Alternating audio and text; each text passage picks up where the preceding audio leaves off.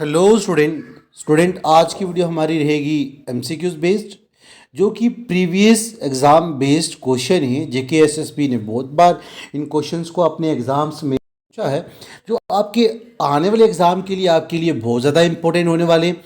जैसे कि कांस्टेबल का एग्ज़ाम हमारे होने वाला है, तो वीडियो को पूरा देखने के लिए वीडियो के एंड तक बने रहिएगा। अगर चैनल पे नए हैं तो सब्सक्राइब करना ना भूलिएगा, ताकि मैं और ज़्यादा अच्छा कंटेंट आपके लिए लेके आऊँ। इसलिए आपको और ज़्यादा शेयर करना पड़ेगा, ठीक है। तो आज की वीडियो का आपका पहला क्वेश्चन सामने है, जल्दी से आंसर दीजिए। कह रहे हैं which European country started trade with India first. इन चारों दिए गए ऑप्शन में से कौन सी यूरोपियन कंट्री थी जिसने फर्स्ट टाइम ट्रेड स्टार्ट किया इंडिया में? ए है हॉलैंड, बी है फ्रांस, सी है पोर्तुगल, डी है इंग्लैंड। चारों में से क्या राइट आंसर रहेगा, जल्दी से बताइए, जल्दी जल्दी करिए। आंसर इसका क्या रहेगा? हॉलैंड, फ्रांस, पोर्तुगल या पोर्तुगस या इंग्लैंड, चारों में से क्या आंसर है? ए है, बी है, सी है या डी है? जल्दी बताइए। बहुत ही सिंपल सा क्वेश्चन था, जल्दी बताइए। तो याद रखिएगा, ये ना इसका आंसर आपके पास रहने वाला है सी। पोर्तुगस जो थे सबसे पहले जो थे वो इंडिया में आए थे। नेक्स्ट क्वेश्चन भी सामने कर दिया है, जल्दी जल्दी सारे बच्चे आंसर करेंगे इसका। देखते हैं कितने बच्चे इसका सही आंसर करते हैं। क्वेश्चन नंबर 2 का स्टूडेंट क्वेश्चन क्या कह रहा है? The arrival of Vasco da Gama in Calicut India on dash. जल्दी बताइए। ये तो पता है कि Vasco da Gama found the sea route, सबको पता है, बचपन से पढ़ते आ रहे हैं। Vasco da Gama the person, ठीक है, जिसने क्या किया था? सी रूट ढूंढा था। और कहाँ से एंटर किया था इसने, कहाँ पहुंचा था? ये कैलिकट इंडिया में। बट हमें ये बताना है कि ये पहुंचा कब था। यहाँ देखो बहुत सारे क्वेश्चन मैंने पढ़ा दिए। एक तो हुआ ये सी रूट ढूंढने वाला इंसान था, कहाँ पहुंचा? कैलिकट में। तीसरा आपको डेट बतानी है चारों दी गई डेट्स में से। ए है 1998, बी है 1495, सी है 1496 एंड डी है 1498। चारों में से क्या राइट आंसर होगा, जल्दी बताइए। वास्को द गामा जब पहली बार कैलिकट में आया, कब आया? ठीक है, जल्दी से बताइए। जब उसने सी रूट ऑफ इंडिया ढूंढा था। That is the D answer of this question, and D आपके पास 1498, जिसमें वास्को द गामा इंडिया में पहुंचा था। चलिए नेक्स्ट क्वेश्चन पे। नेक्स्ट क्वेश्चन आपके सामने है, जल्दी जल्दी आंसर करिएगा सारे बच्चे। क्वेश्चन नंबर 3 क्या कह रहा है? Who was the first Portuguese governor in India and viceroy of Portuguese states of India. जल्दी बताइए इस क्वेश्चन का आंसर क्या होगा। क्वेश्चन को एक मर्तबा फिर रिपीट करने जा रहा हूँ। कह रहा हूँ who was the first Portuguese governor जो इंडिया में था, उनका गवर्नर इंडिया में था। और viceroy of Portuguese states of India में कौन सा था? A Francisco de Almeida, B Alfonso de Albuquerque, and C Zamorin, and D Vasco da Gama. जल्दी बताइएगा क्या राइट आंसर होगा इस क्वेश्चन का। आई होप मैक्सिमम बच्चे आंसर गेस कर चुके होंगे। बहुत ही इंपॉर्टेंट क्वेश्चन था। Right answer is A Francisco de Almeida is the right answer for the question number 3। ठीक है, ये पर्सन था जो first governor India and viceroy of Portuguese states of India था। चलते हैं नेक्स्ट क्वेश्चन पे। तो गाइस क्वेश्चन सामने है, जल्दी जल्दी आंसर करिए। जल्दी जल्दी मेरे आंसर देने से पहले इसका आंसर करने की कोशिश करिए। क्वेश्चन कह रहा है कि the first ambassador of the East India Company who came to India. First ambassador जो था ईस्ट इंडिया कंपनी का, जो इंडिया में आया एंड स्टे किया जहांगीर के कोर्ट में फ्रॉम 1609 से 1611 में, 1609 से 1611 तक, वो कौन था? James first, captain Hawkins, sir Thomas Roe, or Dupleix. जल्दी जल्दी सारे बच्चे कमेंट करके बताइएगा, इन चारों में से कौन सा ऐसा पर्सन था जो पहला एम्बेसडर बना ईस्ट इंडिया कंपनी का, जो इंडिया में आकर जहांगीर के कोर्ट में रहा है। ठीक है, जल्दी बताइएगा। और ये भी यहाँ पर एक क्वेश्चन बनता है कि कब रहा है? 1609 से 1611 के बीच में। जेम्स फर्स्ट है, कैप्टन हॉकिन है, सर थॉमस रॉय है, या फिर डुप्लिक्स है? जल्दी बताइए। आई होप मैक्सिमम बच्चे आंसर कर चुके होंगे। और एक बात, वीडियो के लास्ट में सारे बच्चे कमेंट करेंगे अपना आंसर कितना आपको आता है। इसमें से पूरी वीडियो लेक्चर में से जितने क्वेश्चन हैं उनमें से कितने क्वेश्चन का करेक्ट आंसर आप दे पा रहे हो, आपका कितना स्कोर बना है। तो इस क्वेश्चन का जो राइट आंसर रहने वाला है वो आपका बी है, captain Hawkins is the right answer for question number 4। चलिएगा चलते हैं नेक्स्ट क्वेश्चन पे। क्वेश्चन नंबर 5 आपके सामने, जल्दी आंसर करिए। कह रहा है 1614 sir Thomas Roy was instructed by dash to visit the court of Jahangir and the Mughal Emperor of India। जल्दी से बताइए क्या आंसर होगा इसका। कह रहा है 1614 में सर थॉमस रॉय जो था उसने इंस्ट्रक्ट किया था डैश को ताकि वो विजिट करे कोर्ट ऑफ जहांगीर में, ठीक है। और कोर्ट ऑफ जहांगीर, जहांगीर कौन था? Mughal empire of India, James first, Babur, Shahjahan या फिर हुमायूं। जल्दी से बताइए क्या आंसर होगा क्वेश्चन नंबर 5 का। ये तो पता है कि कौन आया था, डेट इज कैप्टन हॉकिंग। आने वाला पर्सन जो था वो कौन था? कैप्टन हॉकिंग था। बट उसको निर्देश देने वाला, इंस्ट्रक्शन देने वाला कौन था कि तुमने जाके उस कोर्ट में उस बंदे के पास जाना है, ठीक है। तो वो था James first. A is the right answer, याद रखिएगा। चलिए नेक्स्ट क्वेश्चन पे, क्वेश्चन नंबर 6 सामने है, जल्दी आंसर करिए। ठीक है, चलते हैं क्वेश्चन पे। क्वेश्चन क्या कह रहा है स्टूडेंट?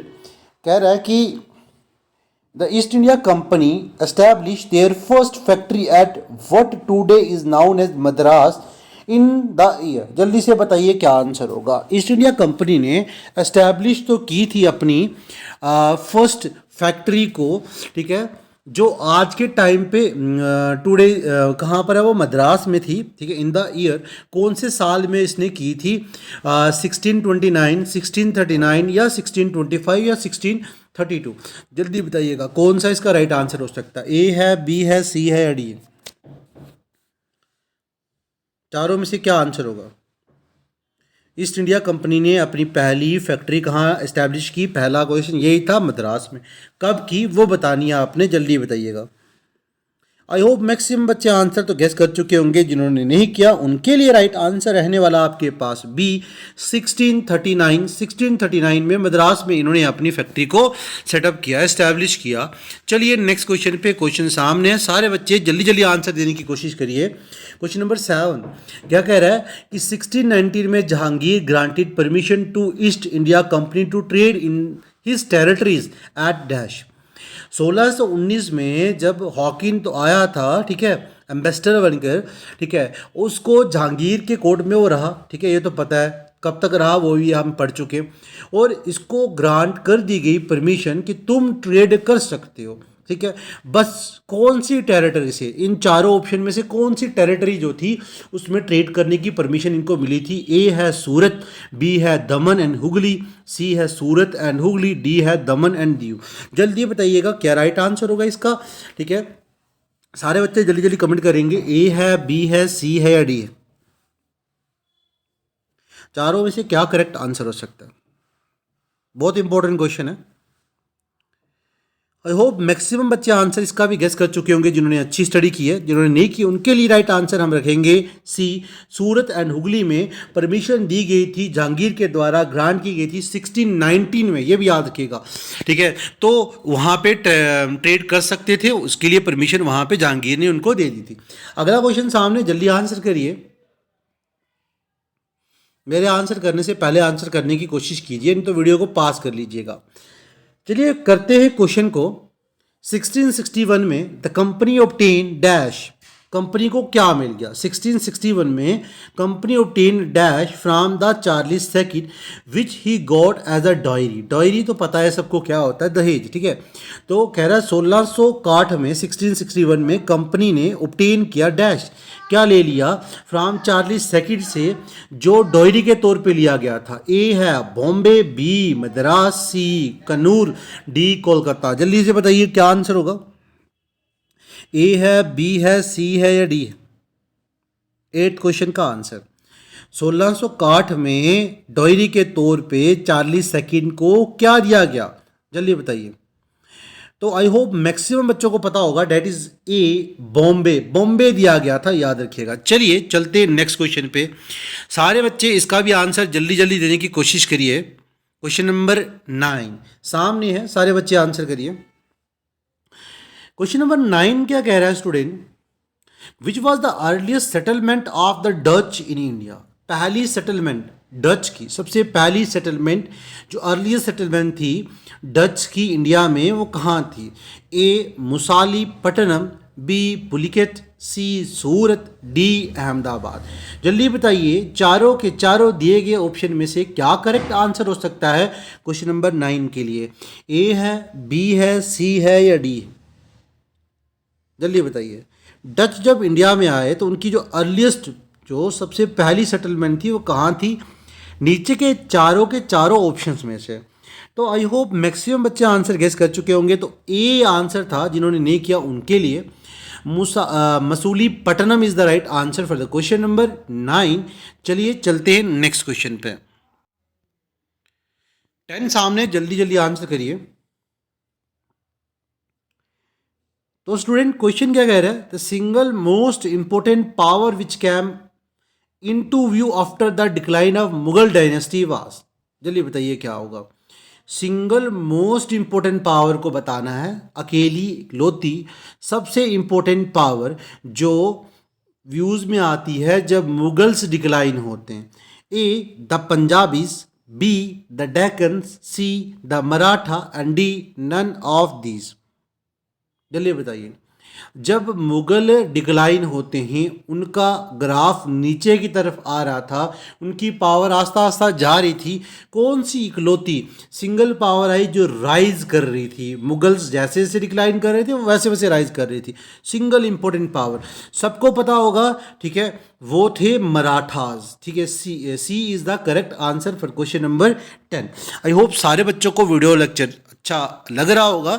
तो लाइक जितना हो सके उतना करिए, शेयर जितना हो सके उतना करिए। चलिए क्वेश्चन नंबर 11 पे कह रहा है, who was referred as Peshwa during the Maratha rule in India. Question फिर रिपीट कर रहा हूं एक बार स्टूडेंट, कह रहा है कौन जो था जिसको रेफर कर दिया गया पेशवा। ठीक है, पेशवा रेफर कर दिया गया मराठा रूल के टाइम पे इंडिया में। ए था chief minister, B king, C sepoy and D council of minister. COM short में लिख सकते हो, काउंसिल ऑफ मिनिस्टर। जल्दी बताइए क्या आंसर होगा चारों के चारों नीचे दिए गए ऑप्शन में से। आंसर बिल्कुल सामने है, बस थोड़ा गेस करना और आंसर को बताना है कमेंट पे। जल्दी जल्दी करिए, देखते हैं कितने बच्चे इसका आंसर सही से कर पाते हैं। अयो इसका आंसर तो मैक्सिमम बच्चे कर लेंगे। पेशवा, मराठास के टाइम पे पेशवा जो थे, ये पेशवा वर्ड किस चीज़ के लिए यूज़ किया जाता था ये बताइएगा आप, जल्दी बताइए। तो याद रखिएगा पेशवा इज़ द CM। आज के टाइम पे जिसको आप CM कहते हैं, चीफ मिनिस्टर, उस टाइम पे मराठा के टाइम पे मराठी में उसे पेशवा कहते थे। चलिए नेक्स्ट क्वेश्चन पे, क्वेश्चन नंबर 12 बिल्कुल सामने, जल्दी जल्दी सारे बच्चे आंसर करेंगे इसका। कह रहे हैं ना, battle of Plassey, battle of Plassey में 1757 में हुई थी, which The independent Nawab of Bengal was defeated and killed by British force. बहुत ही इंपॉर्टेंट क्वेश्चन है। देखो सारा तख्ता पलट जो होना शुरू हुआ था वो इसी बैटल के बाद हुआ था। ठीक है, इसके पहले कभी भी कोई भी बैटल तो अंग्रेजों ने जीती नहीं थी। ये पहली बैटल थी, बैटल ऑफ प्लासे, जिसको जीता इन्होंने कब, 1757 में।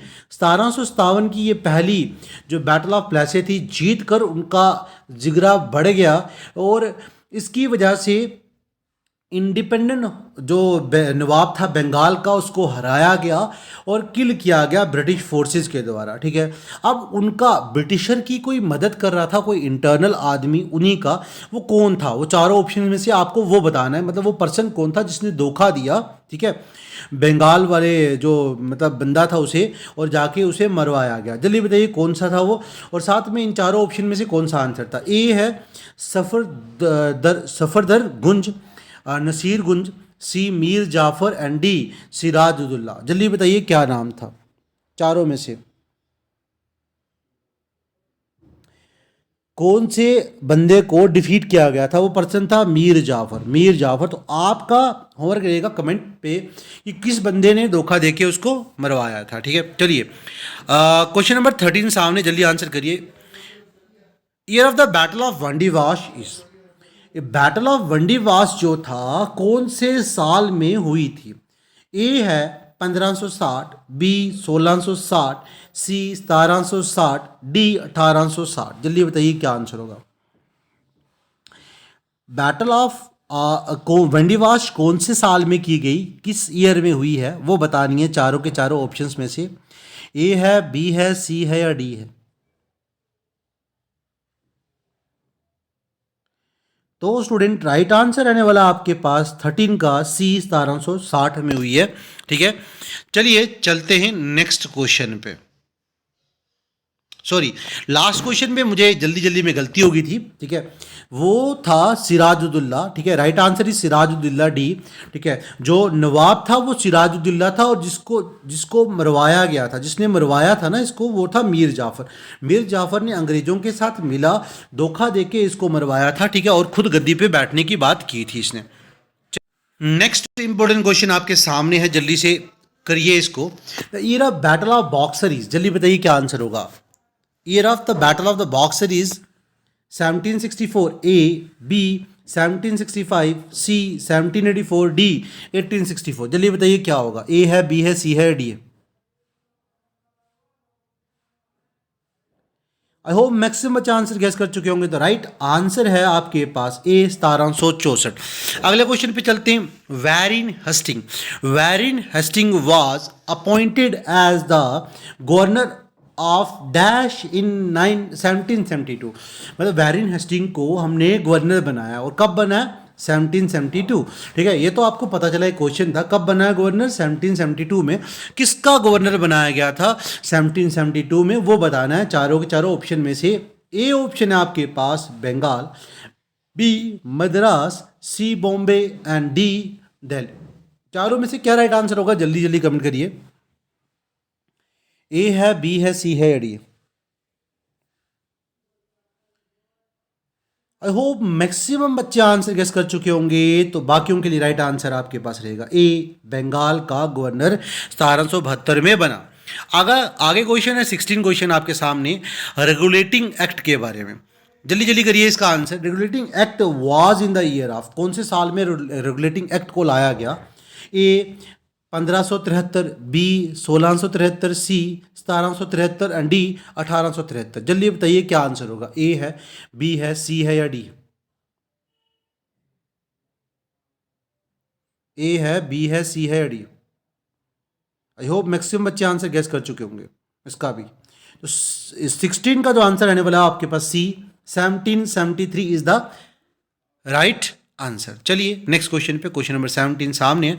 The correct chronological order in which the British establish their trading centre in the place mention below. A है कलकत्ता, बॉम्बे, मद्रास, सूरत, बी बॉम्बे, मद्रास, सूरत, कलकत्ता, सी सूरत, मद्रास, बॉम्बे, कलकत्ता, और डी सूरत, मद्रास, कलकत्ता, बॉम्बे। जल्दी बताइए चारों में से क्या आंसर होगा। ए है, बी है, सी है, डी है। क्वेश्चन रिपीट कर रहा हूँ, क्वेश्चन में पूछ रहा है आपको करेक्ट क्रोनोलॉजिकल ऑर्डर बताना है कि इन्होंने कौन कौन सी जगह पे किस किस तरह से एस्टैब्लिशमेंट की है अपने ट्रेडिंग सेंटर की। जल्दी से बताइए। ए है, बी है, सी है या डी है। तो याद रखिएगा, तो राइट क्रोनोलॉजिकल ऑर्डर या करेक्ट क्रोनोलॉजिकल ऑर्डर आपके पास ए रहेगा, कोलकाता, बॉम्बे, मद्रास, फिर सूरत। चारों राइट आंसर हैं। चलिए नेक्स्ट पे सामने है क्वेश्चन जल्दी जल्दी आंसर करिए। कह रहा है which of the following event made the English East India Company the legitimate masters of the Bengal Subah. जल्दी से बताइए क्या आंसर होगा। Which of the following event made the English East India Company the legitimate masters of Bengal Suba? जल्दी बताइए क्या answer होगा। A है the battle of Buxar 1764, B है बैटल ऑफ प्लेसी 1757, सी है फारूक सियार फरमान 1717, डी है इब्राहिम खान फरमान 1619। जल्दी से बताइएगा क्या राइट आंसर होगा इन चारों के चारों में से। जल्दी बताइए। ए है, बी है, सी है या डी है। तो याद रखिएगा राइट आंसर आपके पास रहने वाला है इस क्वेश्चन नंबर 18 का A, the battle of Buxar 1764 is the right answer. Next question सामने है, जल्दी करिए। Which one of the following state was annexed by Lord Dalhousie under the doctrine of lapse. Doctrine of lapse से, ठीक है, कौन सी इन चारों की चारों स्टेट्स में से इन्होंने स्टेट को हत्याया था लॉर्ड डलहौजी के द्वारा? A Jhansi, B Awadh, C Agra and D Gwalior. जल्दी बताइए क्या आंसर होगा। ए है, बी है, सी है या डी है? सबको पता होगा झांसी की रानी लड़ी थी अपने स्टेट के लिए, ठीक है, अपने बेटे को हक दिलवाने के लिए डॉक्ट्रिन ऑफ लैप्स के खिलाफ, ठीक है। चलिए नेक्स्ट एंड लास्ट क्वेश्चन आपके सामने। क्वेश्चन नंबर 20 क्या कह रहा है the immediate cause of the revolt of 1857 was. क्या इमीडिएट काज था रिवोल्ट का, क्रांति का, जो 1857 में हुई थी? A the lapse policy of Dalhousie, B the exploitation of the Indian farmer, C effort of the religious teachers and D the use of the greased cartridge. जल्दी बताइए चारों दिए गए ऑप्शन में से क्या राइट आंसर होगा। जल्दी जल्दी बताइए, थोड़ा सा गेस चाहिए आपको, आप आराम से इसका आंसर कर सकते हो। आई होप मैक्सिमम बच्चे अभी तक आंसर गेस कर चुके होंगे। तो राइट आंसर रहने वाला है D the use of grease cartridge. ये मेन कारण था जो इमीडिएट काज ला रहा था किसके बीच में, रिवोल्ट। और रिवोल्ट एकदम से नहीं आता, रिवोल्ट थोड़ा थोड़ा करके एकदम से लोगों के अंदर करवाहट बढ़ती है और फिर सामने आता है। बस उसको एक चिंगारी चाहिए और ये चिंगारी का काम इसी ने किया था यहाँ पर। तो this is the right answer. मिलते हैं नेक्स्ट वीडियो में और ज़्यादा अच्छे क्वेश्चन के साथ। अगर आप चाहते हैं कि मैं और ज़्यादा वीडियोज़ ऐसी और बना के लाऊँ आपके लिए तो सब्सक्राइब करना ना भूलिएगा, शेयर करिए ताकि मैं और ज़्यादा मेहनत करूँ आपके लिए। Thank you for watching this video.